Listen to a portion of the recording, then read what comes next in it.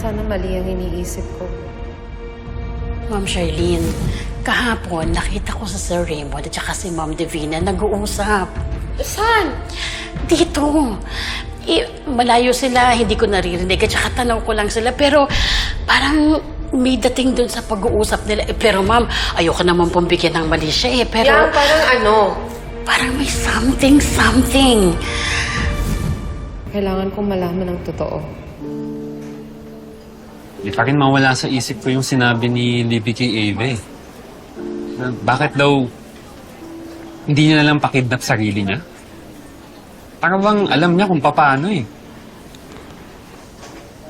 Sinasabi mo ba na walang kidnapping na nangyari? Nagawa-gawa lang to ni Libby? Yun yung dating sa akin eh. Pero wala kang evidence. Theory mo lang yan. Pero capable si Libby na gawin yun para sa'yo. Para maparusahan ka. May motibo siya, oo. Pero napaka-komplikado ng kidnapping para magawa niya mag-isa. What if may kasabwat siya?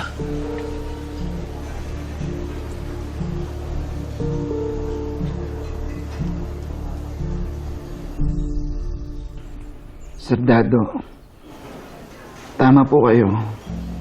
Hindi ko dapat pinagpalit ang kinabukasan at kalayaan ni Princess para sa kaligtasan ng anak ko. Attorney, handa na po akong tumestigo para mapawalang sala si Princess.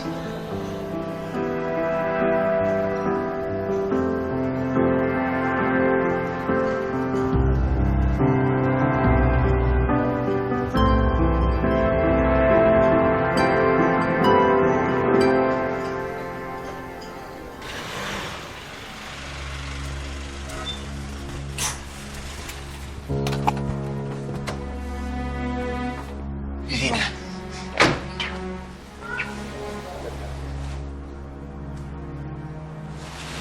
Salamat at nandito ka. Akala ko talaga hindi ka darating. Matutulog na sana ako. Lulunurin ko na lang yung sarili ko sa sleeping pills.